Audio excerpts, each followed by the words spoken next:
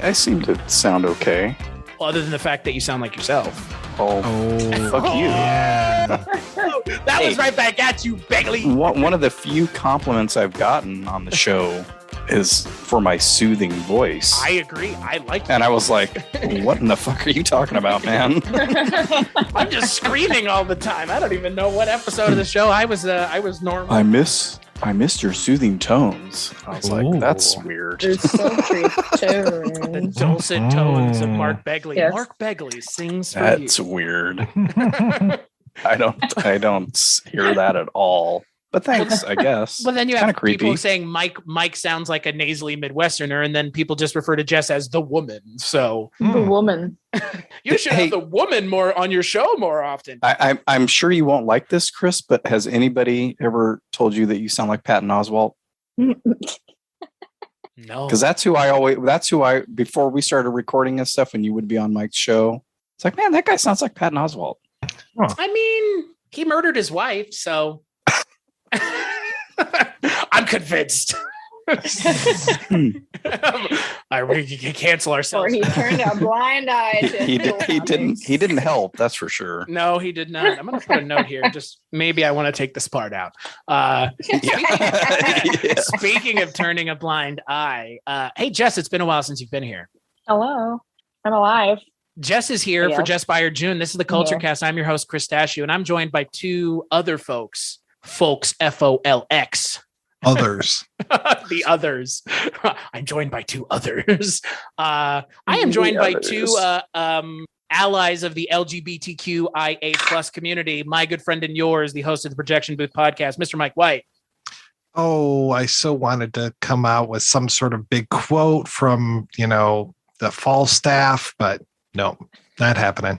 And all the way from Wake Up Heavy, your friend and mine, the dulcet tones, the sultry sounds of Mr. Mark Begley Jr. I only say that because of the Ed Begley connection. Sorry. Right. Mike, I have a quote. Mike, I'm extremely excited. Oh, I'm very glad to hear that. Just happens that your name is Mike. One of my favorite lines from the movie. Come out of the bathroom. Would you like some room service? God.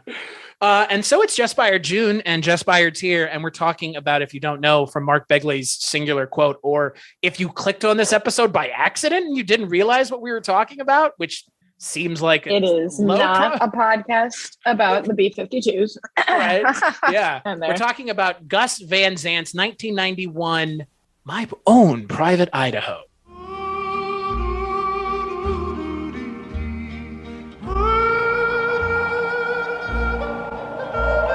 Always know where I am by the way the road looks.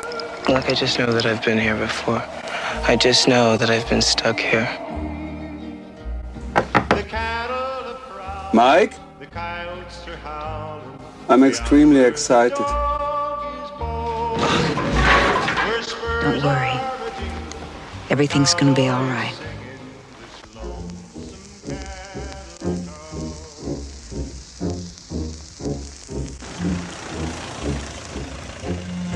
You men make yourselves comfortable. I'll be right back. She's cool because it takes her a little while to get warmed up. It's normal, nothing kinky. Where is my son Scott? We don't know, sir. Hey, Mike, how long have I been here on this street, on this crusade?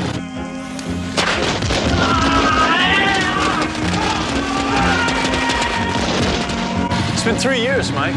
Yeah, almost 4 years. That's a long time. And then I have to think of you and what a degenerate you are. Don't think that, Father. Hey, Mike! Mike, over here!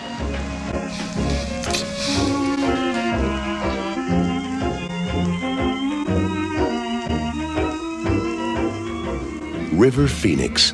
If I had a normal family and a good upbringing, then I would have been a well-adjusted person. Depends on what you call normal.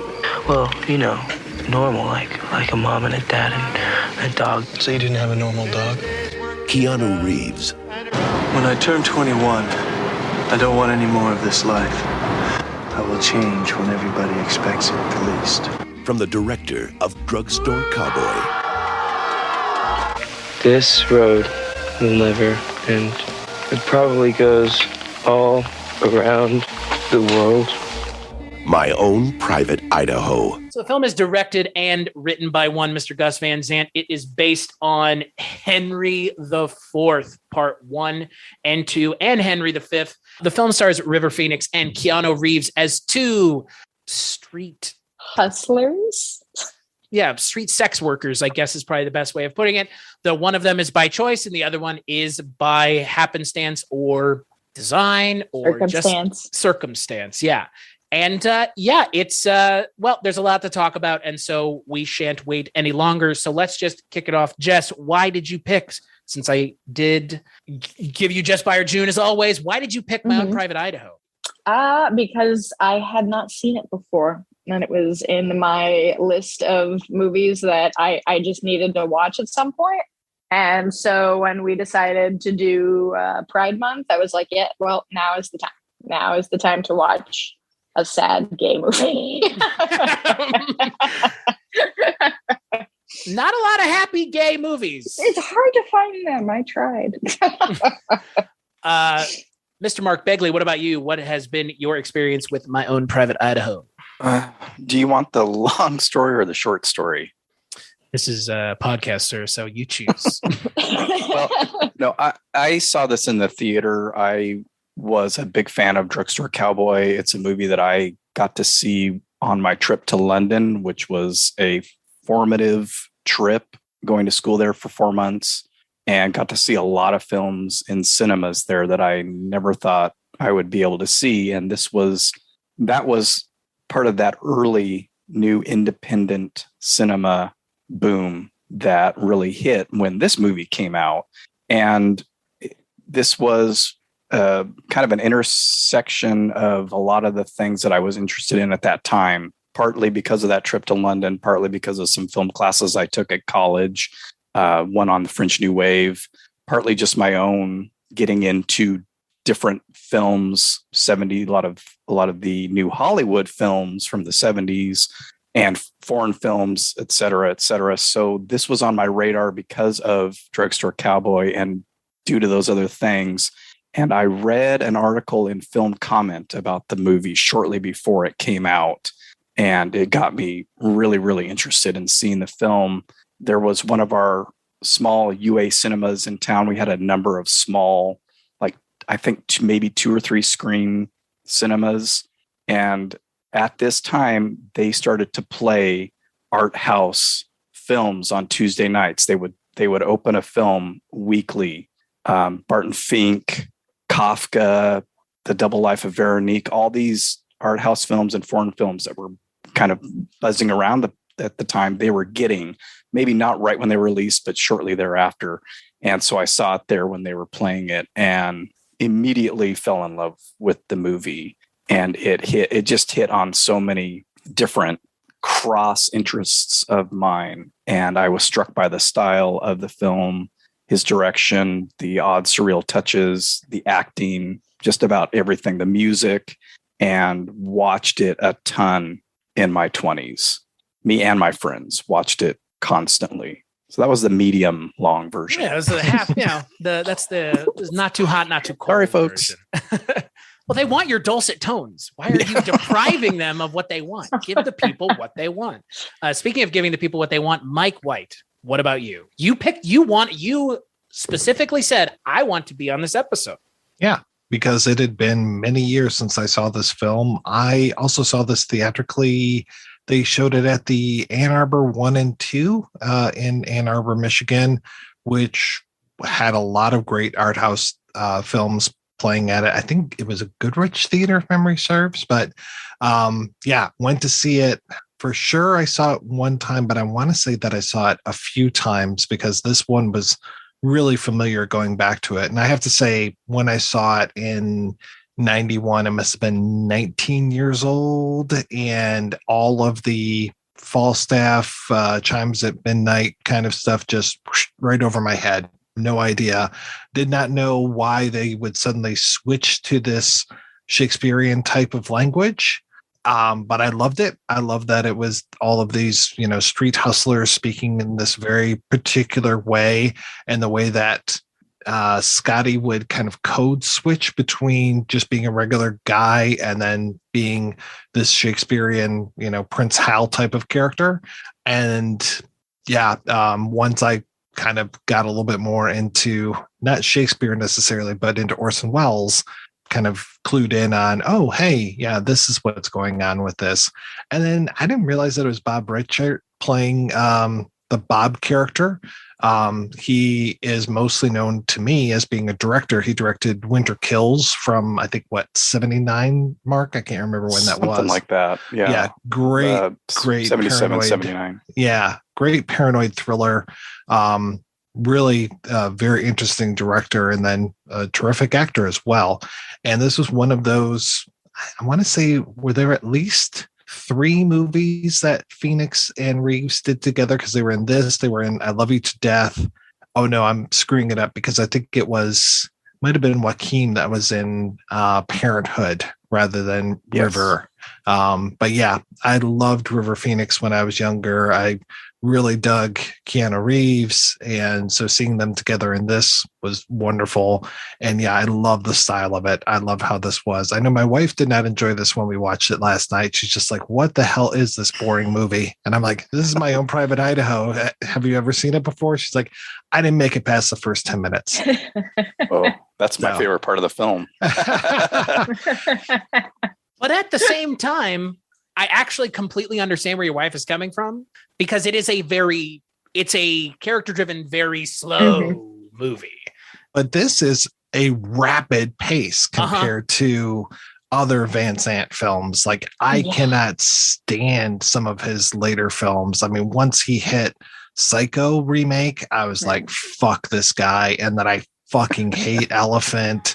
I would never sit down and watch Jerry. I'm just like, yeah, fuck this guy in the ear. I never want to see anything else of his. But I really like these early things. Like Mark, I'm a big fan of Drugstore Cowboy. I have seen nothing Gus Van Sant other than this. I have seen Elephant. I saw Elephant in my independent film class in college. Score points for useless college classes. But when I watched it when I was in college, I was like, this movie's okay. It's kind of interesting. The whole Elephant, for those who may not know, is a retelling of Columbine, essentially. And yeah, it is not a fun movie to watch on a whim. It's very much, I guess you need to be in that mood. But, I've seen it since then. And I don't know, Gus Van Sant to me, and even in parts of this movie, is just, he's just the smarminess and pretentiousness just comes out of my TV screen. And I'm just like, I don't care. But I did enjoy this. When I think of pretentious filmmakers from the United States, I think his name is the one at the top of the list. I don't know. Like, maybe it's just because, again, grew up in the 90s. And so I would always hear about Gus Van Sant. But that's the reason I've never gone and watched his movies, to be perfectly honest. Is my perception of him is I'm not going to enjoy it because he is very much up his own ass. Right. And like you said, Jess, you can kind of see it in this movie. It's there. It's just very reined in a good way. Yes. And I think a lot of that has to do with fantastic performances across the board and just characters you really enjoy watching. Whereas, in Elephant, obviously the people that you're watching are not the people that you're rooting for. And then everybody else in the movie is just, a sad, casual bystander.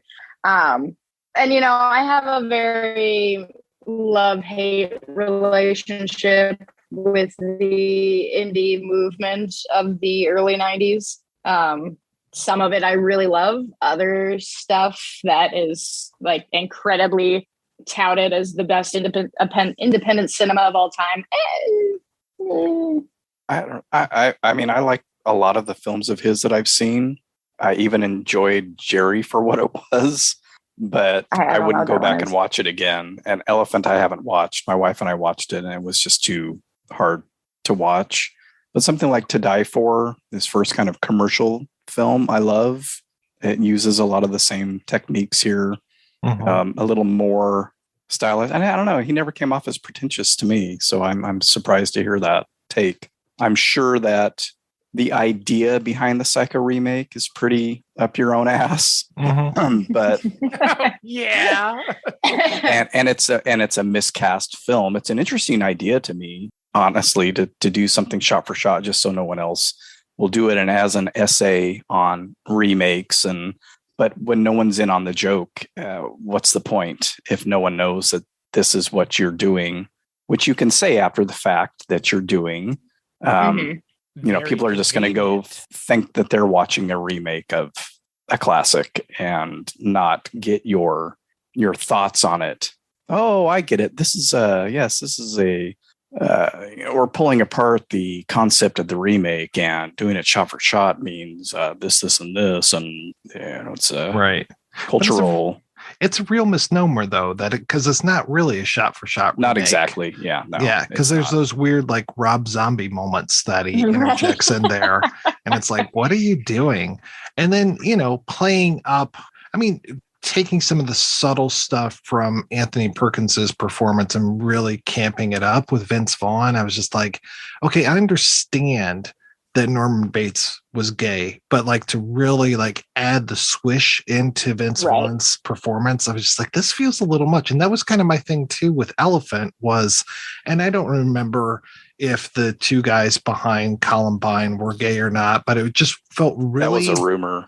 Well, it was a rumor. It felt very like a self-hating gay moment when suddenly they turned from we're these guys who are planning this killing and play a lot of video games to like, hey, let's jump in the shower together. I was just like, you're a gay man making this film and now you have to cast the killers as being gay. That feels like you just hate yourself. So why did you do that?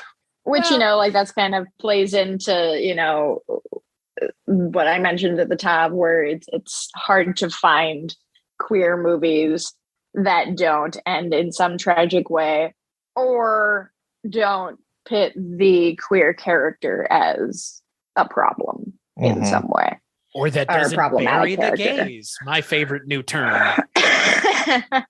I did not know that there was a term for that in movies. For those of you that don't know, bury the gays is when a character in a movie is gay until the other gay character dies. Then they realize it's time for me to turn straight. What are examples of that? I've never encountered that I can think of. There's kind of a little bit of it in this movie. If we get into, as far as Scotty and the way that he turns his back on both Bob and Mike. Yeah.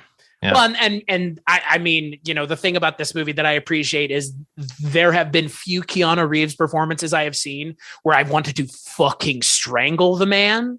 And this is up there. Like he's obviously written in a way to be massively unlikable, especially towards the end of the film, because again, he's playing gay.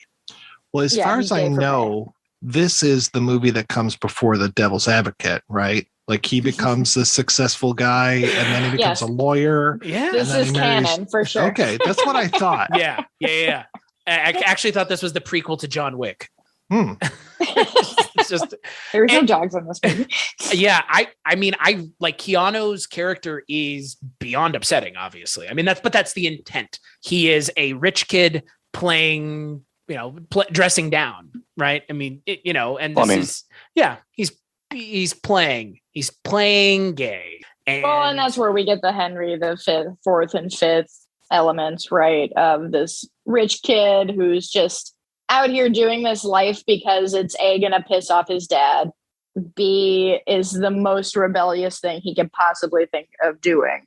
And the way he goes about it with everything is just so, nonchalant because it can be because he doesn't play in the same world, at least initially, that River Phoenix is a part of and is a part of because that's how his unfortunate life circumstances ended up. Now he is actually gay. His character is actually gay, but any of the experiences and moments he's having that are queer are all fabricated and fake and, purely for a monetary value. Which Gus Van Sant plays on later in the movie, where you've got these kind of still image scenes, like with Udo Kier, where it's like a freeze frame, or with the Italian girl with Keanu in Italy, it's like a freeze frame. And like you said, Jess, it's like fabricated, it's manufactured. It feels very fakey. It's like someone's expecting you to take a picture, but you don't know the intention behind the people in the picture. You know, that's why. Can we talk about fabricated? Fake. Can we talk about fabricated pictures for a second and just talk about that moment toward the beginning of the movie where we have all of the covers of the gay magazines? Oh, I love that. Oh, yeah. And Keanu is talking about basically what he's doing, and that, like, oh, yeah, whatever. Like, if you're paying me, sure. If not, fuck off. But I loved that whole sequence. I liked the aesthetic of it. I thought it was hilarious. I thought it was a really nice just moment of like kind of encapsulating who these characters are individually in such a fun, campy way. What's funny, because like one of my biggest complaints, and I know this is really going out to a totally different place, but one of my biggest complaints about something like Marvel's Moon Knight was this whole thing of how Steven would change to Mark or whatever the name was, and just like all of this back and forth between the character. That was very annoying. What could have been annoying in this movie is the narcolepsy that River Phoenix has, but I think it plays so well into things, and this whole idea of this being so dreamy, his memories,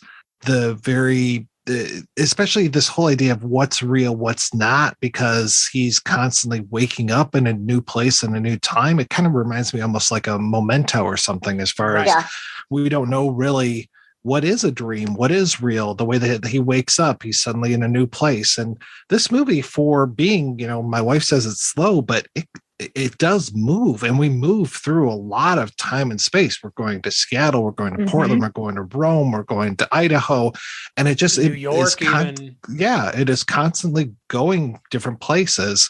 And it's, you know, almost again like Fight Club, where it's like you fall asleep, you wake up in a new city. It's very much like that, where and you don't know, like, is everything that he is experiencing real or not? I think it is, but there's also that level of irreality as far as his memories and him trying to struggle to remember things. You know, was my house blue? Was it green? And just the use of the other footage, the Super 8 and cutting that in. I thought it was really well done.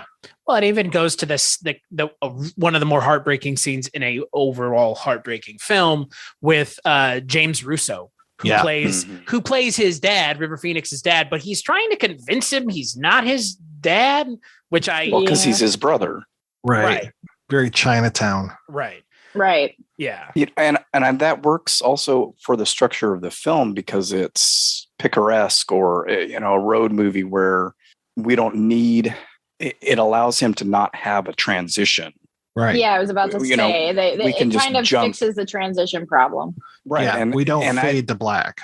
And some of the stuff that you sent, Mike, that I read through, it seemed like that was hard for people to get. And I'm like, it's not something that I would even, this is how the filmmaker structured the story. I wouldn't even think it's an issue to jump from the lawn of somebody's a rich house in Seattle to now being in downtown Portland. Right. Why do I need to know how they got there? There are title cards. Yeah. Right. And you know where you're at. It works. Exactly.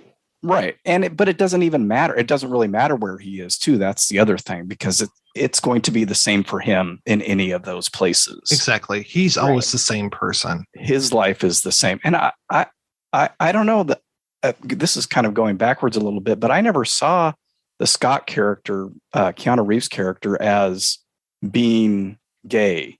I thought it was clear that he was doing this just from gay for pay. Yeah, gay for pay. Okay, so he is. No, he's completely gay for pay. Yeah. Yeah. Okay. Yeah, and I which is ultimately what makes this like also heartbreaking, and that, right? And you know, like it speaks to a large issue in the community, especially then in the early 90s, of not really knowing if someone is or is not gay, and not really knowing if it's okay to find that information out. And, you know, once and with River Phoenix's character falling in love with this person that he thinks is one thing but is another is, just like I think it's just a really good statement on the sort of lack of trust that the queer community has in a lot of institutions, and even within our own space, you don't know necessarily if someone is truly there because they're there to support you, or if they're there because they're waiting for something. Right. For a Italian girl that helped that was helped to learn English by your mother, who we never end up finding in the whole film. So another case of heartbreak. Right. Constant waves of heartbreak. I mean, that's the thing, River Phoenix, this is the first movie I've seen him in that's not Last Crusade. Which again, we've had this conversation before. I don't know if we've ever had this conversation before on the podcast, but I would like to thank and both blame River Phoenix for doing such a good job as young Indiana Jones that they decided to essentially create a cottage industry of origin story films because of how effective the opening of Last Crusade is. But we didn't learn that it was just an opening, folks. Right. Not a whole movie. I would have liked it to have been a whole movie because I'm not a big fan of the rest of Last Crusade. But so you've never seen any other River Phoenix performance? Stand By Me? Nope. You've never seen Stand By Me? Wow. Oh. Just watched that with my kid the other night, Chris. Catch up, man. Wow. Yeah, you got to see that. You got to see Dogfight. Dogfight is fucking amazing. Oh, man. It's so good. This reminded me, like you, Mike, I haven't seen this in a long time. I don't know why I haven't, because like I said, we watched it so many times when I was younger, but watching it the other day and today just reminded me that this is absolutely my favorite performance of his. He is so good, natural and so believable as that character. It's amazing. And all the kudos that he got in his short career, they make sense when I watch this film. Oh, yeah. And what cracks me up is, like you mentioned, Jess, the idea now of a movie like this coming out and people like not wanting to, like people watching it and being surprised by it. Like that's not a thing anymore, given how much cinema we have seen. But the River Phoenix's performance, it's such a good performance. It's not a performance. It's just, he's just on screen. Like he inhabits the character so believably that I don't feel like, oh, this is a River Phoenix performance. Like he is the character. Right. It's like John Cameron Mitchell as Hedwig. Like, why would I fucking waste my time with anybody else? That's Hedwig. Yeah. Just like, this is Mikey Waters. Like, I believe it. River Phoenix inhabits the character, and his face, he brings such a sadness, like a real deep, like just fucking bottom of your pit, because bottom of the pit of your stomach. Because you hear in that one scene, he goes, Keanu's talking about his childhood, and he's like, I would have killed for that. Like, that sounds great. And then he's talking about like, he has the note from his mom that's like, oh, there's this hotel. And he's like, I would have lived there. Like, and it's just, Jesus Christ. This movie is really rough. I'm sorry. I had a hard time watching it because it's really, it's sad. Like in a really like relatable way. It's still very much a very real reflection on, people of privilege and affluence being able to waltz in and out of groups of people that they don't really understand, that they don't have any desire to really understand, and that they have no business really encroaching on at all. And just being there and being, getting the karma points or whatever, and then bouncing out when it's convenient for them to go back to their, regular normal lives. And I mean, that's something that was very true in 1991. And it's something that's still true now in 2022, 31 years later. Like, I knew a lot of kids like that in the 90s who were slumming, and I got to know quite a few kids that were a good 5 or more years younger than me. And they were the street kids, and they looked like the kids in this film. And then you would go to a party at their house in North Fresno, which is the ritzy part of town here, and be like, oh, I see. So you can hop out of this anytime you want. Right. But some people can't, I think a really good example of what that like kind of is like now is, the romanticizing of like van life, right? Or bus life, things like this, where it's like, oh yeah, I'm going to go live in a bus for 6 months and it's going to be cool. I'm just going to drive around. I'm like, that's awesome. I'm glad you can do that. But think about people who actually have to live in that bus all year round. Right. All the time. Yep. It's not, and you just can't sit wherever you want. You have to go to a specific parking space area. Make sure that all the people around you aren't creepy in some way. Like that there is a lot of that, like obviously just it's privilege, right? Like it's just entitlement and privilege of the ability to like, well, why can't I, like, yeah, I'm going to go experience this life, but I'm going to fall back into the safety net of my parents or, the society that I came from. But, you did mention, Mark, that the kids in this movie. I love those scenes, the diner scenes where we're just, that was my favorite. Chatting with all of these kids who, it's just normal, everyday slice of life conversation. But it, again, just goes to the realness of this movie. And, for my love-hate relationship with indie 90s movies, I will say that one of the things that I do love about them is often that people do just feel real. Mm-hmm. Yeah. Yeah. Like something like, speaking of, I think that was the same movie theater where I saw Slacker. So that whole idea of capturing those slices of life, the conspiracy theorist in the bookstore, those kind of things. It's just like, this is real. And this is, how Austin had these characters at the time. Yeah. But they're not just nothing conversations either. Right. Like they're still conveying, insights into these people's lives and kind of, how they view the world and how they're interacting with it and how it's interacting with them. And on surface, I can see, I see the boring, they're just talking about nothing in a diner. It's like, they're not really talking about nothing though. Like it's there, subtext. And those two kids, the blonde and the dark-haired guy, those are the inspirations for the characters of Mike and Scott. Right. Those were the two street kids that Gus Van Sant knew that he, along with all the Shakespeare stuff. So those are real stories as far as I know. But that scene also, I never noticed this before back then. It's amazing how that scene is edited, both sound and picture. Oh yeah. Because the blonde kid will be talking and then we kind of we cut from him, but you still hear the dialogue and then it kind of slowly fades out. But there's also background noise. Instead of having it be like a talking head interview, it's presented as a scene. And they do that a number of times, going back and forth between their stories and then with the other characters and they're kind of goofing around and playing with each other, playing grab ass and stuff. But it's constructed so well. I never noticed that. I mean, it's been 20 something years since I watched it, but to think of how that was constructed, the audio and the video together, I was kind of blown away by that.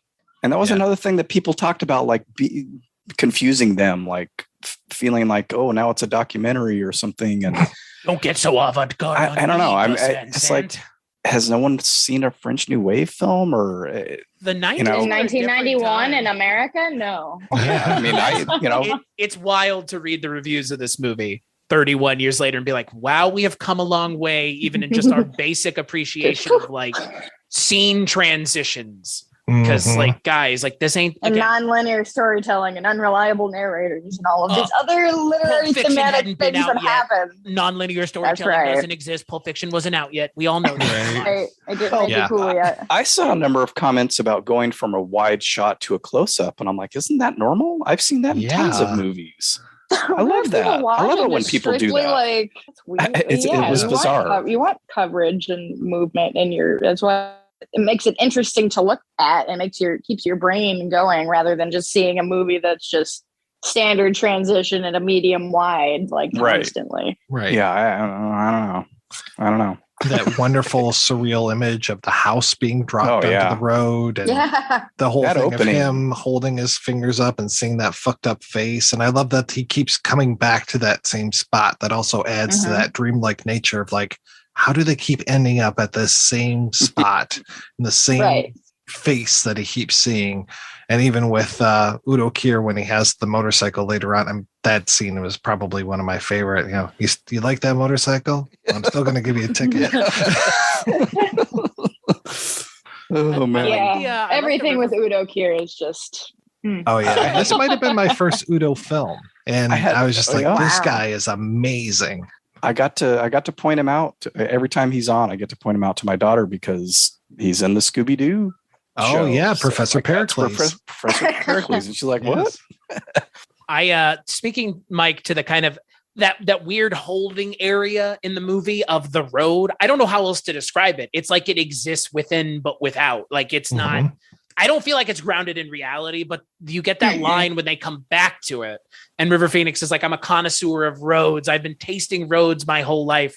The road will never end. It probably goes all around the world. What's funny is when I watched Hedwig and the Angry Inch for the first time last week, which I have not stopped listening to the music since, which is it's amazing. A problem. That soundtrack is, and 5 years from now, you're going to like think of Origin of Love or something, and that song's going to get stuck in your head again, and you're going to have to listen to that soundtrack 100 times again, and you'll never be rid of it. What's been stuck in my head is Wicked Little Town, actually. Oh yeah. Which is like I can't even describe the feelings that song makes me feel, which is fucking strange as a 32-year-old adult.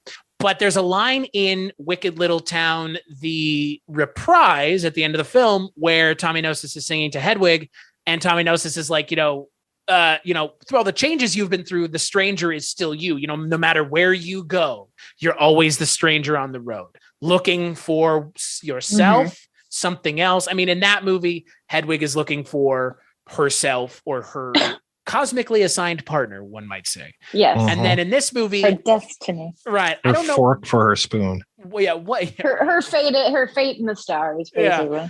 Yeah. And then in this, Mikey is looking for his child. Anyone? Someone? I think Mikey's looking for Mikey's looking for acceptance and community and companionship, and that's actually genuine, not by that minute, and not from these disgusting ultra rich people that he's surrounded by that can give him quite a few things monetarily, but ultimately he goes on this entire trip to try and find his mom, which we don't. Spoilers. We'll never find. Sorry. And I think that overall it's just wanting a place to belong and a friend, and with the ultimate betrayal of what happens with Keanu's character, the road does seem to be his only consistent companion, and that it is the same road, and that most roads are the same, especially when we're talking about this movie travels all over, like we talked about, Idaho, Oregon, New York, but it's always in the really rural or not big city life areas where he might be able to find people that he would fit in with, but we're always stuck in these outskirts of these rural towns and roads that all look the same no matter where you go. Look like and at the time, and at the time, Portland, even downtown Portland, wasn't like it is now. I've got family up there, and we visited every summer. And after a while, I started dreading the trips because it was so ass backwards. But then they gentrified the whole downtown area, and it became very hip. I mean, there were still Powell's. There, a lot of what they shot, especially at the end there, they're right by a famous seafood restaurant and a bookstore just right down the street from Powell's and the old Henry Weinhardt's brewery. But it was, once you started kind of moving further out from there, it gets real sketchy. But just kind of as an aside here, that Video Follies, where that wonderful scene takes place with the magazine covers, my friends and I, who were fans of the film too, went up to Portland on a trip one summer in the mid 90s and found that place. And it's exactly like it looks in the movie. That's awesome. And it has that magazine rack, and that statue is very close by. But it's just of a stag. There's no rider on it. They did that for the film. Right. I read that it was somebody that put on makeup. Yeah. And it's, That's wild. Still knowing that for since the movie came out, I still don't see it. They did it so well. He blends into that statue so perfectly. Yeah. It's amazing. And I don't think the inscription on there is true to the actual statue either. The coming of the white man, kind of a haha wink wink joke there. Right. Yeah, that was The coming. It might be though, but it's a statue of a stag, so I doubt it. I don't know why that would be on just a statue of a stag, but yeah.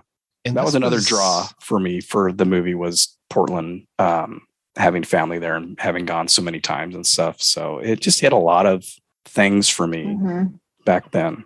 Well, and this was right around the time when Seattle was so big and the Northwest was getting so big with grunge and everything as well. So this was right on the cusp of that. Yeah. Right. Yeah. I mean, this was like Sub Pop. I was already a member of the Sub Pop singles club. So it was just like, ooh, Seattle. Ooh, and then, this hits and it's like, oh, wow. Okay. It felt like it was very timely. Yeah. Well, I like that it's set in Portland and Seattle because I'm a huge fan of that part of the world. I've only been up there 2 times in my adult life, once to Portland and twice to Seattle.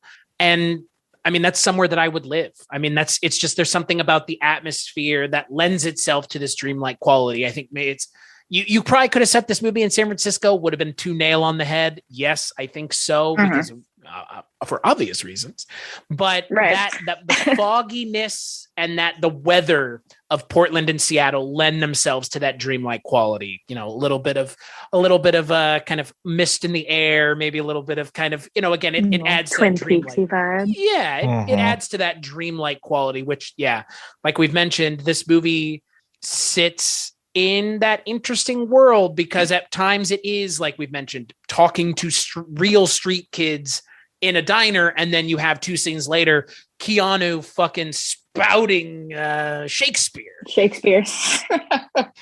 Yeah, I don't know how well that marriage works sometimes, but sometimes it doesn't work at all. I was wondering, especially for Keanu.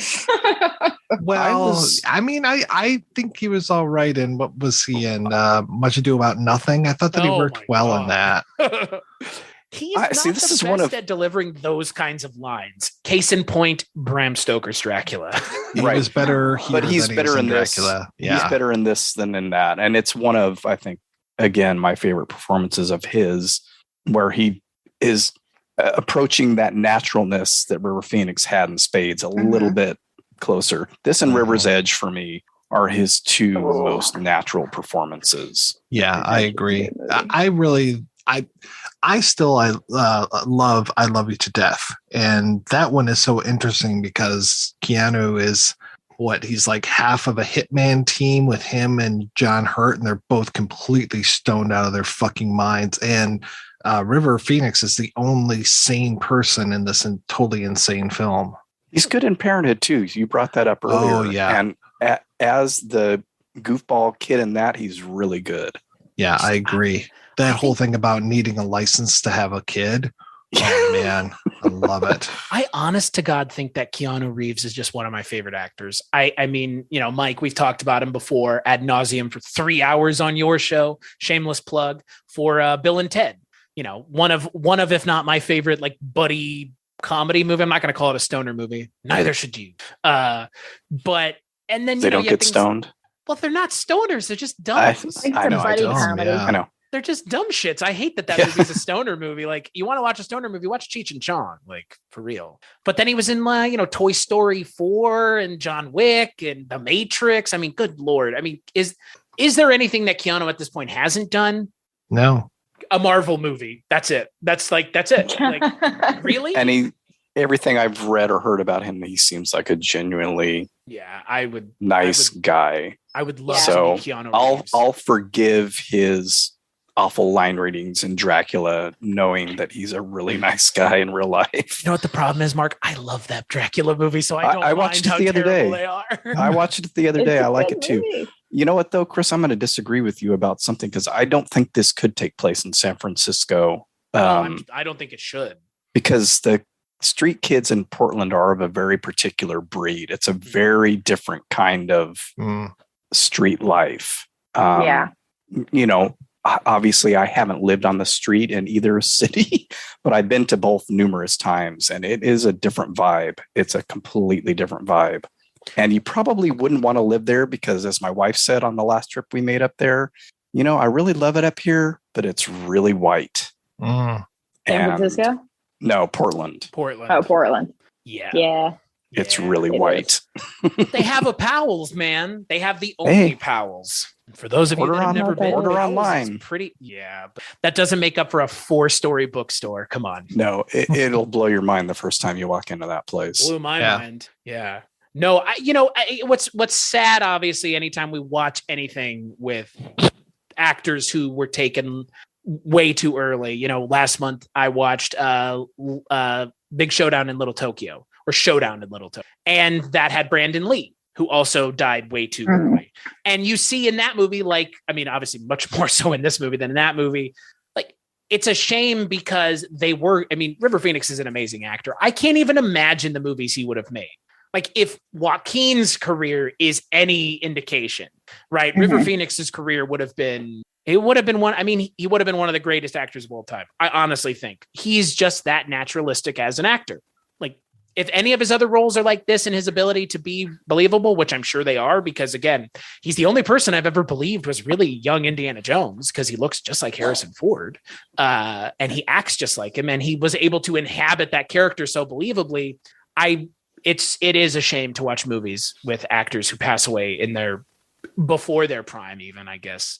Never even got to his prime, I guess, is probably even a better way of putting it. We'll never know what his quote prime would have been. Yeah, he died 2 years after this movie came out. So accidental overdose. Yeah. In the Viper Room? At the Viper Room. We're in front of, Yep. The guy that played Gary, he also died of a drug overdose young. I think he was 30. So it's a shame. A few years after River Phoenix. But can we talk about some of the Johns that are portrayed in the film? Oh, I love some of these guys. They're amazing. Dutch Boy. The Dutch Boy. Oh, yes. Man, I really got a Stanley Kubrick vibe out of that whole scene. Just the color, that salmon wall color, straight out of The Shining, and just it wasn't one point perspective, but a lot of the framing was that kind of mid shot with the sparse furniture. And speaking of, the credits are straight out of A Clockwork Orange. Yeah, totally. Love that. For sure. I was expecting in that scene where he's in the room as the Dutch Boy, all of a sudden it would cut to Dave in his bed, and River Phoenix is just brushing his head. Make sure he's clean. It does kind of have, again, those scenes have this movie is a patchwork of things, which is interesting and fun, and obviously gave our poor friends in the 90s a hell of a lot of trouble understanding apparently anything that was going on. Evidently. So cosmopolitan you guys were in the 90s. But those what you mentioned, Mark, is you want to talk about them because they really, again, feel like a completely different thing. It feels like a whole other movie. Right. Oh, yeah. Highly stylized. Very funny. That scene with the Dutch Boy, that's funny. That's that guy's amazing. Funny. Yeah. Oh, I don't know who that guy is, but he's amazing. Even that opening, that Walt character. Yeah. Just a natural, I don't know, just something about it. That first 10 minutes that I guess your wife hated, Mike, or checked out of after is my favorite part of the movie. I like the rest of it a lot, but the opening with the clouds rolling by, the barn falling, that Eddie Arnold song. I bought that guy's tape because of this movie, because of that such a fucking yodeling song. Yeah. I have it currently on my iPhone, on shuffle. But anyway, just the whole thing, and those first couple of Johns, and the diner scenes, everything right up until Bob shows up, I just absolutely love. After that, it starts to get patchy for me, but I can watch that over and over again. Kind of like the first half of Full Metal Jacket, I prefer over the second half. I'll stop it sometimes once they hit Vietnam. But just really wonderful set pieces that I don't know if he ever really, Van Sant, that is, replicated, except maybe in To Die For, where we've got a lot of the same kind of Kubrickian structure and stuff and shots. Yeah, I can see that. I remember wanting to like that movie a lot more than I ended up liking it. I remember enjoying it. I think my wife and I watched it on video and got a big kick out of it, but it's been a long time. It's been a long time. That's speaking of Joaquin Phoenix, early one role of his as well. Yeah. And he's great. He's kind of playing sort of a version of the Mike character in this, just really soft-spoken and looking for someone to care for him. And I don't know what that says about Gus Van Sant, if that's part of his life or not. Mm-hmm. But yeah. Well, I mean, he's a gay man that was born in Kentucky, so. Yeah, I just don't know, like, as far as from what I've read, I haven't gotten a whole lot about his relationship with his folks. So it doesn't seem like it doesn't seem like he had a rough time as an out person. I don't know. I read a number of those articles, and I remember I read a lot about this movie back then when it came out, and how it seemed strange to me. And I'm not gay or queer, but it seems strange to me how he seems so apologetic sometimes about things. And I feel like that comes through in this movie a little bit, where he's prudish and he admits to that. And that's why the sex scenes are shot like they are. And I enjoy how they're shot. I think, again, that stylized, those posed sex scenes are interesting, much more interesting than people fake humping each other in a lot of respects. But he seems very prudish about just sex in general, not necessarily about gay sex or him being a gay man, because he's been out forever. But it gives the movie a weird kind of almost apologetic tone to me sometimes. And again, I'm not speaking from that as a gay man, so I don't know if that is just me or if that comes through in the film to other people. I mean, that entire campfire scene, I feel like, is that personified, which is just like, as a bisexual man who has come out to his friends, that scene was heartbreaking and awful and terrible. And also at the same time, like, a good thing in a lot of ways, because, like, better not to lead him on, I guess. But oh my God. So in the scene, River Phoenix essentially tells Keanu that I love you. And I don't just love you because you would pay me to love you. I love you without you paying me. I like you. I like you. And Keanu essentially rebuffs his advances. It's universally hard. I mean, it's just from his acting alone just makes it a devastating scene. Yeah. And I really like that the way that the Scott character handles it. Might not be perfect, but it's a lot better than Mike waking up the next morning and him being gone.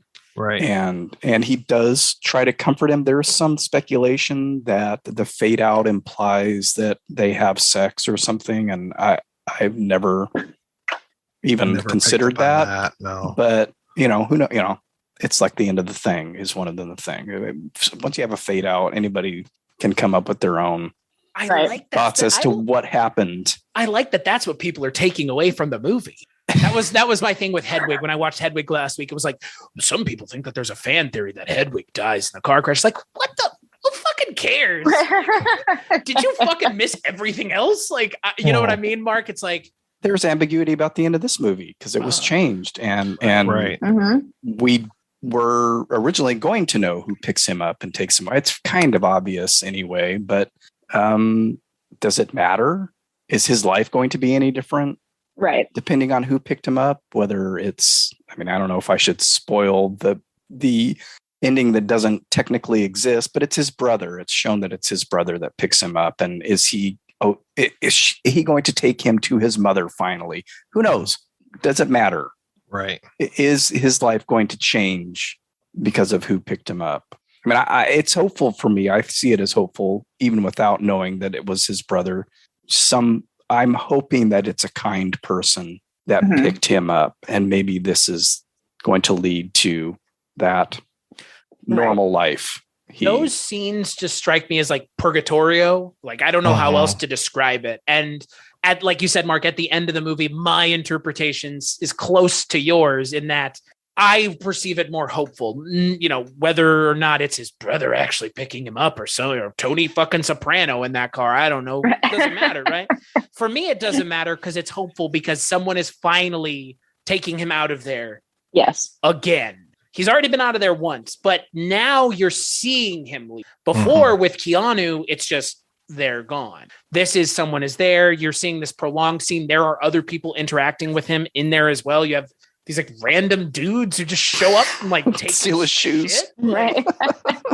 He's like two kind of redneck looking guys. I don't know how to describe it. Right. And then Idahoans. And then he leaves. He gets picked up and taken away. I perceive it more hopeful. I want it to be hopeful after the movie. I mean, you don't want it to think, oh no, here we go again. But yet, he's tasted so many roads and all the roads probably just continue going. So that's the sad thing about the movie, right? Is like we all want and hope for one thing, but I think the reality is much bleaker and much more sobering, I guess, because there are people. Well, look, like, realistically, it's 1991. He's a gay man turning sketchy tricks and doing drugs. It stands to reason that probably at some point that's not going to end well for him. But I choose to feel that this is at least it's a new adventure, right? Yeah. It's something that he's about to go off and be in the next part of his life. Maybe it's Hans again in a new car. Yeah. There's a moment, I can't remember if it's when he comes back from Italy or after the funeral or after he gets rejected from Mike or Scotty, that is, I'm sorry, where he is kind of losing it and he's in that same spot where they get picked up. And I really expected a car to show up and for him to get in it. The car goes off, fade out, the end. Like, bad things are going to happen to Mikey. Yeah. Yeah, I think that's after his return from Italy. Right. And then when Scott drives by in the limo, is that the scene and he's passed out on the street? Yeah. Yeah. Very easily. I'm kind of surprised. And I think, again, this goes to maybe Van Sant's prudishness that he's never shown as being taken advantage of by any of his Johns when that guy in Italy could easily have raped him while he was passed out. Right. That we see in the film. Right. Obviously, that's like his escape, his unintentional escape is narcolepsy, and there's no one there to take care of him. It's right. Personally, I think Jim Caviezel took advantage of him. Yeah. Wow. Yeah. I was just there's Jesus, guys. Definitely. He's just there. It's so weird seeing him in things. And young. Very young. Yeah. I don't know if I hadn't read that trivia if I would have I would have caught on to that because it's so brief and he is so young. Would like to point out Jim Caviezel can go fuck himself. He's a QAnon supporter and an idiot. Sorry. That's where I draw my line at believing bullshit. is that. So just want to point that out. Jim Caviezel, not a great person. I'm going to get myself canceled like Mike does on his show. Stop talking about politics. I say, what is Jim Caviezel? It was great until they got woke. Yeah, that's right. He's good in person of interest. The last thing he's going to cash a fucking check for, I bet. If you're listening to this month's lineup of films that are queer centered and you have a problem with not, some people angry listen to QAnon things, people, then that's why are you here? It's good for our listenership. Thank you. Yeah. Why are you here? Some people angry listen to things. Yeah. Come on, guys. You know that. That's fair. Sorry. So I did watch Chimes at Midnight today, Mike. I nice. Thought, okay, I'm gonna see what all is taken from that. And I guess it's basically just anytime Bob is there and he and Scott are interacting, it's pulled straight from Chimes at Midnight. And it was fun to see those and how it's updated and twisted in this. And we were talking about that earlier. And every time I watch this movie, I wonder, would this have worked better if it was just the allusion to the Shakespeare stuff, as opposed to them actually doing blank verse and saying the lines that way? Because Shakespeare, she's all that. What's the one that takes on the Tempest? I can't remember. I hate about you. Yeah, all those teen sex comedies, or not teen sex comedies, but teen comedies. Let's take Shakespeare and make it super cool. Much Ado About Nothing and Romeo plus Juliet. Yeah. Romeo and Juliet. Oh, they use guns as swords. Cool. I've never wanted anything else other than to not watch that fucking movie. If it was just alluded to, But then I go, I don't know, this is kind of fun. It's my least favorite part of the film, but it's still kind of it's another interesting. I agree take. that I agree that it's not my favorite part of the movie either, but I think that it really works within the context of these characters and the dreamy-like quality that we have throughout. I think if we didn't have some of that dream-like narrative, it would feel really out of place and like out of left field. But I think that it definitely works. I think it was a really good move that they didn't do it the whole movie. Yeah. God, did you watch those deleted scenes? Because yes. It is the Bob stuff wall to wall. And I'm like, oh, thank God they toned this down. I'm glad they cut that. And I recognize it from in Chimes at Midnight. And I'm like, okay, but they did it. It was interesting to see then watching My Own Private Idaho again today after seeing both of those things, the deleted scenes and Chimes at Midnight, as to where they cut that out. You could see clearly when the old lady comes in, instead of saying, there's a gentleman here for you, Scott, it was just the line of the police are here. And then they do the great scatter through that hotel, just like in Chimes at Midnight, scattering through the tavern. And but yeah, that extended scene of that kind of back and forth with Bob and Scott was way too long. Oh yeah. It's a lot. It's too much, too much. Yeah. I mean, if you gave all that just to Flea, that'd be one thing. But Flea with guns, ladies and gentlemen. If you've ever wanted to see Flea reciting Shakespeare, you get the gist of it without that. You get the gist of their relationship and the whole deal with Scott planning on abandoning this life. You get it already. It's repetitive and unnecessary. I think it's also interesting that it contextualizes the kind of gay street hustler, sex worker world. It contextualizes it in a very strange way, because you have him in the diner talking very candidly about, sucking dick for money and for drugs, and just being very honest and upfront and just kind of matter of fact about it. And then you transition away from those scenes to high blank verse, and it's like, what? But at the same time, it's interesting because I think it probably helps the mainstream audiences maybe kind of. I was going to say, does it make it more palatable for mainstream audiences? I can't help but wonder if that's what it is. Like, I will distract you with this. Yeah. Because this is going to make you upset if I linger on it for too long. Right. Because again, like this subject matter at the time is not. Well, right. And I mean, if you, I have friends that work in the sex work world, not like this, obviously it's a lot safer and more digital these days, but those conversations are very matter of fact. It's what they do for their job, right? And it's what they talk about, and it's not something that's shied away from or not spoken about in polite company or in public, things like that. And it's like, well, that's because it's everyday life. That's realistic life for them.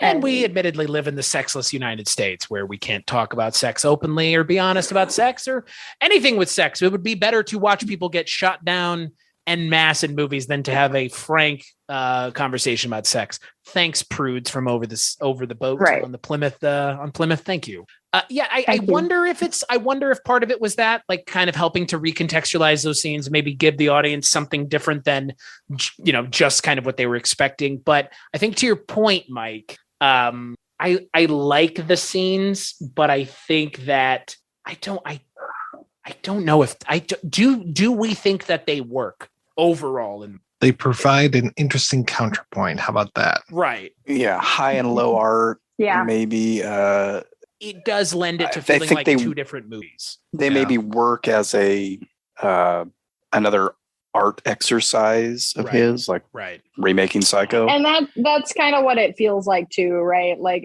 with Psycho and the scene that it sort of these couple of scenes that it sort of feels like an exercise in filmmaking. Intentional juxtaposition. Right, yeah. Where it's like, well, let's try this because it'll be cool. It'll be interesting, rather than adding to the movie in, a significant way. I don't think it does. Like, like you said, Mark, it's repetitive. We know what's happening. We know what the stakes are. We've been up because this happens fairly late in the movie. So everything is contextualized. We know what's going on, and it does feel repetitive.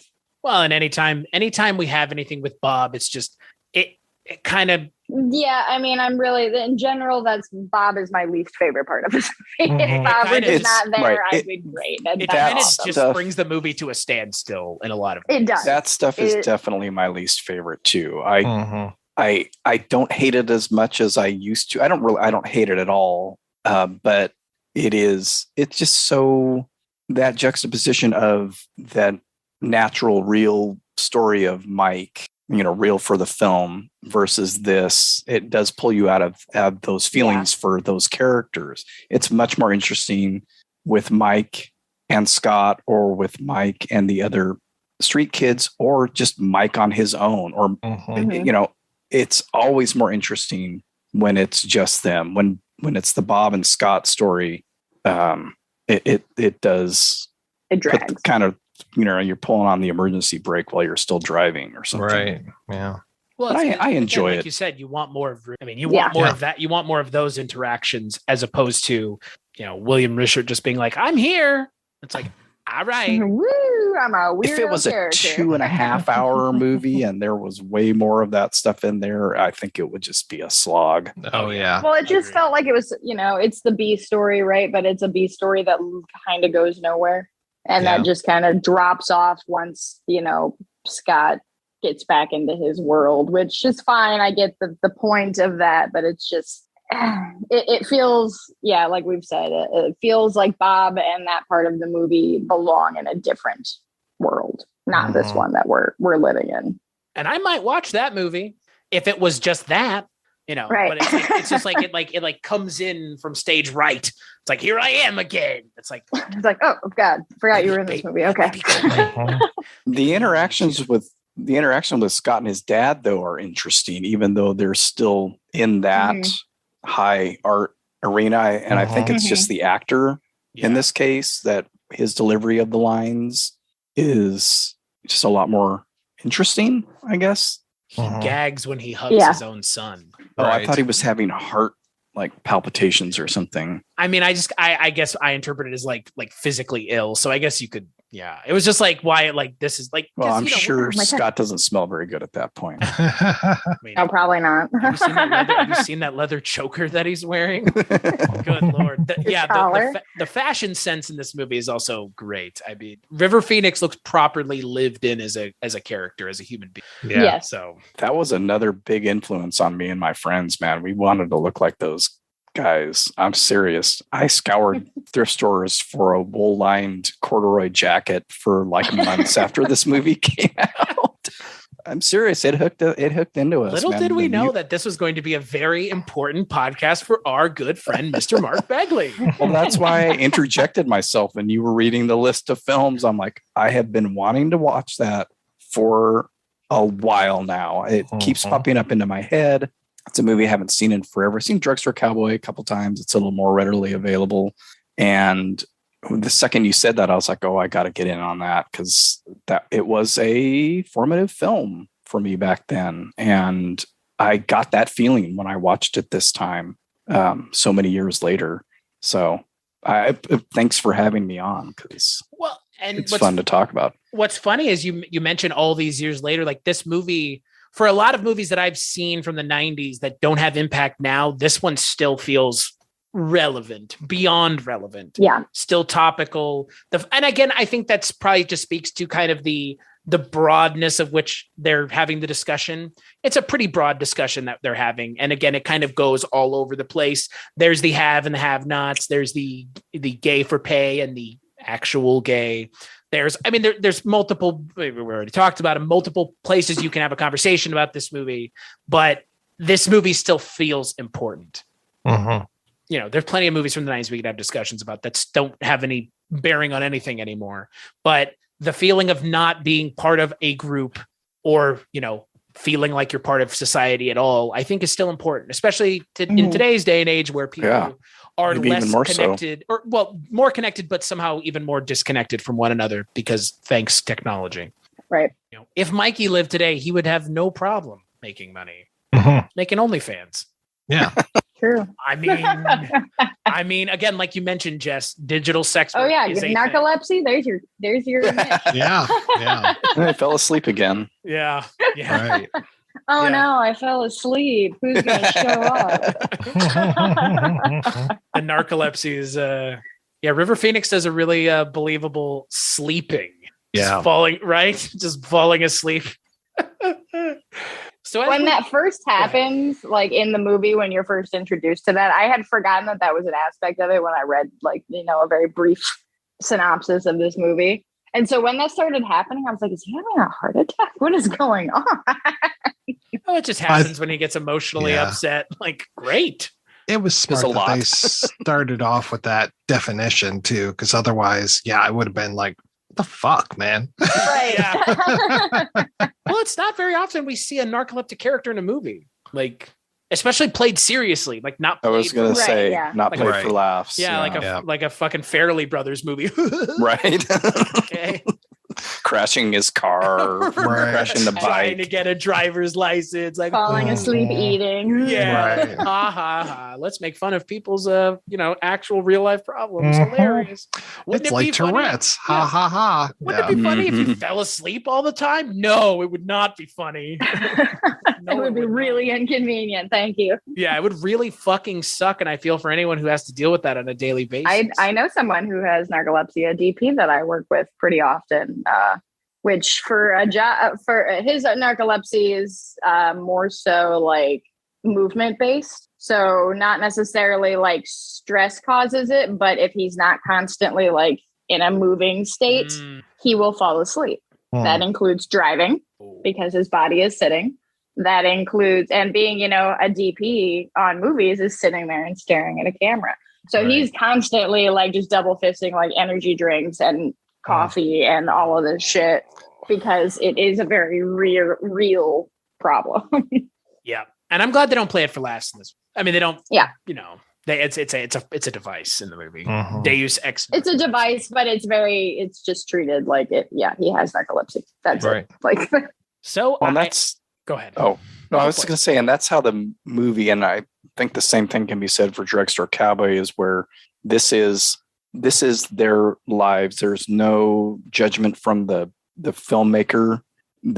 It's presented as, yes, these people rob drugstores to support their drug habit, but we're not preaching about it. Right. And the same thing goes for this, even when it's just the real kids explaining their experiences. It's like, oh shit, that sounds horrible.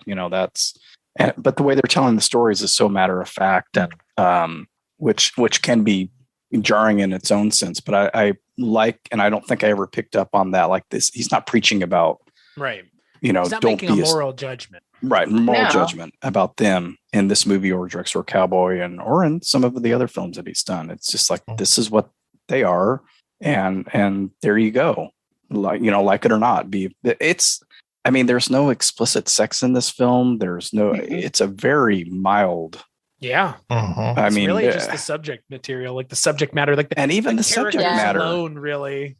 And even the subject matter, apart from those two kids' stories, really is. I mean, it's just a story about. I was watching it when my daughter was in the room, and she wasn't watching it; she was playing her game. But I did my rewatch with her sitting there, and I wasn't worried. She's seen worse stuff on Netflix shows, not even movies on Netflix, just some of their shows are more explicit. So, yeah. So, and that's another thing to, sorry, Chris, I know you've been trying to end this episode like 7 times. Don't worry about what I'm up to. You guys keep going. But, I think that goes to say a lot about, representation of queer people in media is often either played for laughs or played for like high sexual content, right? Like, your gay characters are horny all the time and they're sleeping with everybody and they're having crazy kinky sex every night. And, you didn't mention the other thing where they're always checking out the other characters too, Jess. Yes. They're always like, oh my they're God. all attracted to each other. Yeah. Yes. It's like, Jesus. And while that might be true for some people, this is a nice, like, just a story about people without exploiting those aspects of it, of queer sex and moments of intimacy that are beyond physical intimacy. We actually get to sit with these characters and be with it, rather than someone coming up and making like a fucking queer joke at the end of it. Like it's we're sitting with these characters the whole time. All right. There is no relief as to your delicate sensibilities about what might be going on. Yeah, which again, I really appreciate. This movie is like, look at this and don't look away, and it won't let you look away. And I appreciate that. I don't know if I'm going to go and watch any more Gus Van Sant movies. I don't know if you should just watch more River Phoenix movies. That's kind of if you're going to pick one of them, just pick River Phoenix. Watch Drugstore Cowboy. Drugstore Cowboy is a good movie. Yeah, it is a good movie. I mean, check out To Die For. Yeah, I like Good Will Hunting. Sue me. I'm sorry. That's fine. Mike, that's fine. I mean, all I can think of when I think of Good Will Hunting is applesauce, bitch, from Jay and Silent Bob Strike Back. Oh, okay. From 2. How You Like Them Apples turns into that. Applesauce, bitch. Yeah. Talking of high art, Kevin Smith, obviously. Well, yeah. Yeah. Speaking of loving the way your own farts smell. So I'm curious, Jess and Mark and Mike, for the listeners, what would be some other Pride films to check out that are that y'all enjoy? Pride films. Adventures of Priscilla, Queen of the Desert. Yes. Because that's not sad. I mean, there are some sad parts to it, but there's some pretty, definitely very joyous. But gosh, Mom, I wish cheerleader. Bound. Watch Bound. Oh yeah, Bound is good. It's been a long time since I've seen Bound. I'm in love with Jennifer Tilly, but well, who isn't? Right? Dog Day Afternoon. Another sad one, right? Yeah, they're like My Beautiful Laundrette. That's sort of in that. Oh, that's a good one too. Well, and I was going to say Prick Up Your Ears, but that's not a happy one. No, but that's a great one, though. I mean, that was Alfred Molina in that one. Yeah, and I think it's again so of that time period. I'm trying to get those indie vibes going. I wish Heavenly Creatures wasn't sad, but that's a wonderful film. Because I do. That's coming up. Yeah, that's coming right up, baby. That's the next episode. See, that was my segue for you. Killer Gaze coming soon to a podcast near you. Yeah. I have to say, I was not a fan of Greg Araki's work. That was coming out right around this time. Yeah. I think I saw. I can't even remember which one I saw back then, and it didn't work for me. Probably The Living End or The Doom Generation. It might have been The Doom Generation. Ugh, so bad, so super childish. And I always get him confused with. So there's Greg Araki, and then there's what is the guy's name? Well, there's John Murtsugu. I think he's a Finnish director, but it's the last name's Karamasaki or something like that. Oh, Aki Kaurismäki. I get totally different, but yeah, and I love his stuff. If you tell me Greg Araki, I'm going to think of the other guy and go, oh yeah, I've enjoyed some of his films, and vice versa. So I always have to pause and straighten out who they are in my brain. Anything else we want to talk about? I think I might have talked over Jess. You mentioned, what was it, Kaboom? Mm-hmm. I can't say I've heard of that one. What was that one? I might be thinking of a different movie, actually, now that I Googled it. I'm like, that's not the actual. It's an international movie. I can't remember. I saw it when I was in high school. Was Jawbreaker? Was that gay? Jawbreaker. I mean, With it's Rose very McGowan? coded. It is very coded. I will say that it is a very queer coded movie, but they are all straight, I believe. Okay. I think they make fun of one of them for being a lesbian. I don't know. Okay. A lot of Diablo Cody's work is really indicative of the queer experience. Jennifer's Body. Yes. Yeah. The most indicative of queer cinema. Jennifer's Body.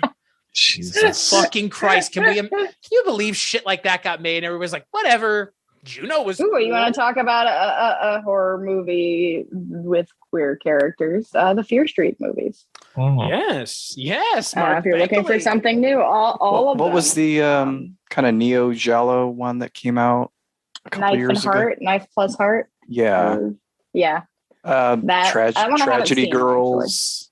Tragedy Girls is another one, that's for sure. Monstrous, which was a Bigfoot movie where the two main characters are lesbians. Are they gay Bigfoots though? That's a disappointment if not. That's the question I want to know. That's the real movie I want to watch. Is just we all know that all the villains are coded queer. Come on. Yeah. What was that one James Bond movie where it was a really poorly coded gay character? You remember that? Javier Bardem played the villain. Oh, right. Was it Skyfall? Was that Skyfall? I think that was Skyfall, yeah. That was weird. That was a real weird choice, guys. What are you doing here? Because that's what we needed in our movie, them to try and make gay people scary again. I thought that was J.K. Rowling's job. Did we talk about Udo's performance in this, his singing? Oh, God, that was wonderful. I love that. God, Udo that's when I stopped my daughter from playing her game and I said, "Do you know who this is?" Watch this man. He's like, "Yeah, how the fuck would I know who this is?" He didn't say you that. seen this man? Right, Dad. Hang around our house. Why the fuck would I know this guy? Because if he does, you should let me know. Yeah. So you know Mr. what? Pericles. You actually brought this up, Mike White. This was your first Udo Kier film, right? Yeah. Bart Begley, what was your first Udo Kier film? I want to say that I had most likely rented Suspiria and or the Paul Morrissey Frankenstein and Dracula movies. Oh, you were so hip. Maybe. Man. Yeah, bro. I may be stretching. I tend to do this, think that things happened earlier than they did. But I do remember seeing Suspiria pretty late in the 80s, so earlier than this. I'm pretty sure. I don't know if I would have made the connection because he looks so normal in Suspiria. I mean, he looks pretty normal in this, but it's just Udo Kier in this movie. I mean, other than, looking like Udo Kier. Yeah, so I don't know if I would have made the connection, but I'm pretty sure I had seen him in horror films prior. What about you, Jess? Well, I was looking up his credits just to see what it possibly could have been, and it probably was Ace Ventura. That was mine. That was also mine. Nice. Was Udo Kier randomly in Ace Ventura? Yeah. Oh my gosh, I didn't even remember that. Yeah, he plays like the rich guy who has the great white shark. Ron Cam. How funny. Yeah. That's perfect. Ace. Yeah. Tom Ace. Yeah. Do you actually like that movie? Oh, yeah. I fucking love that movie. Okay. I contend that movie would be a noir film if it weren't a comedy. Because it kind of is, right? Yeah. Well, yeah. I mean, it's classic detective film. I, honest to God, thought that people did not like that movie because of the trans thing that they do at the end.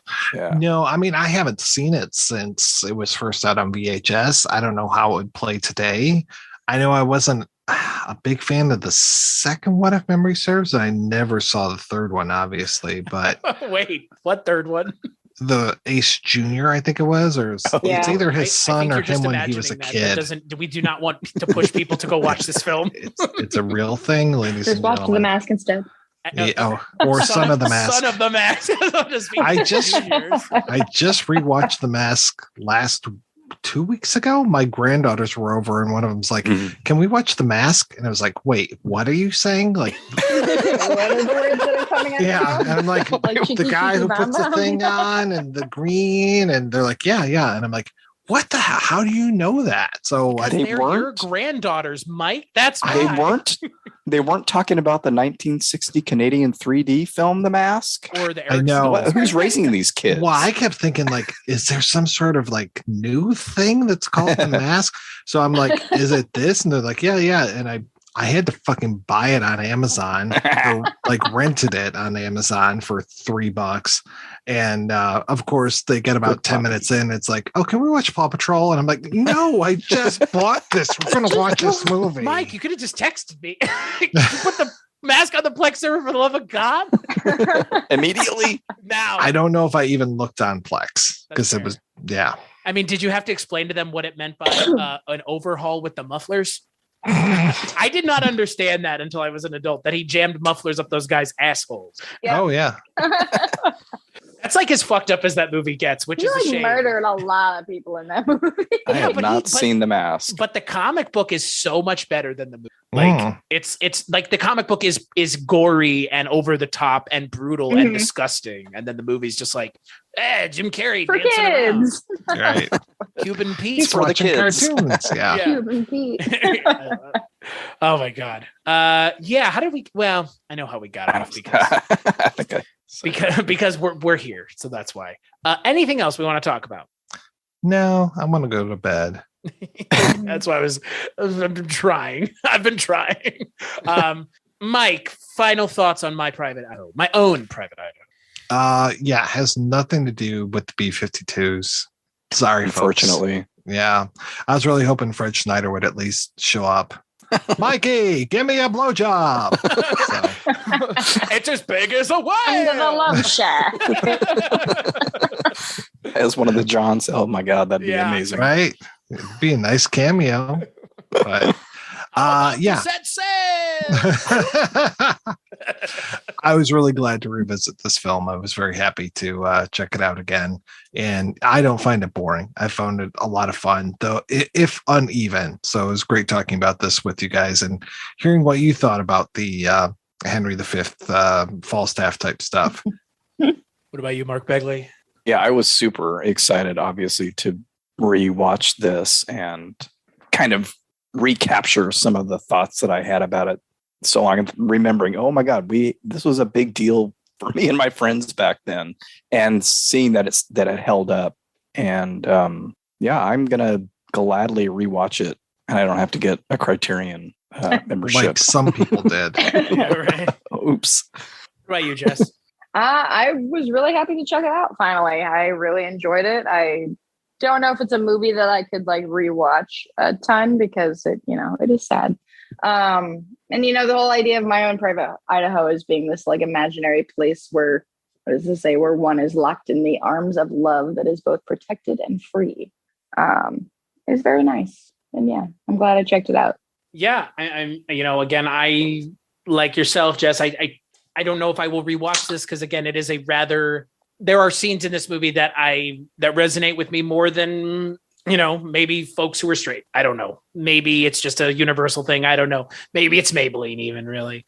But I think for me, adding another movie and kind of into the Pride Month repertoire that's a little less over the top as something like Hedwig was, or a little less exciting and happy than Hedwig was, I think is good because it is this kind of interesting dichotomy of the way queer cinema is presented, because this is a lot more matter of fact and still stylized, but a lot less optimistic than Hedwig is, even though Hedwig is kind of. We have a very cultural difference going on between Hedwig and this movie too. We're getting this American rural perspective versus this, international. Yeah, internationally ignored. Yeah, it's a different perspective, but I think it's one that's, obviously, again, rural, gay for pay, kids in these small towns in Nebraska. What we think gay kids in rural Nebraska don't exist. I mean, those are the kids that are at risk. Right. Obviously, anyone in the queer community is going to feel the same way. It's like we need to stay together, I would hope, and look after one another. And there's not a lot of that in this movie, unfortunately. So it's like that. A lot of that's where the heartbreak stems from, at least for me. So on that note, let's take a break and we'll play a preview for the next totally not depressing movie of Pride Month. They were two young girls living in a world of imagination. I'm going to the fourth world. It's an absolute paradise of music, art, and pure enjoyment. What they had was friendship. What a disgrace you are. Your mother is rather a miserable woman. What they needed was freedom. Do you like your mother? No.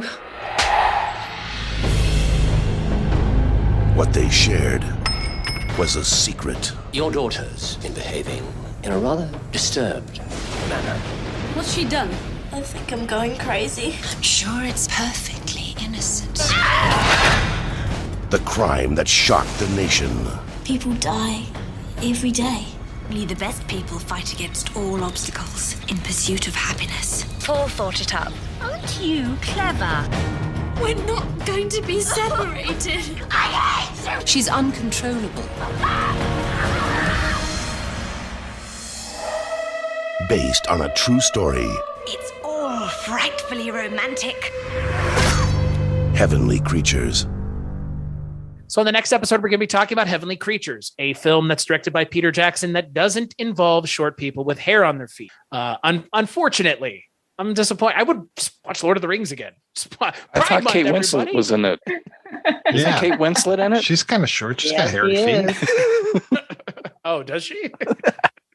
Known thing. I don't care. Well, at least from those pictures I bought online, yes. Wow. MrFeet.com. Oh my God. And I'm trying to remember who. Melanie Linsky? Yes.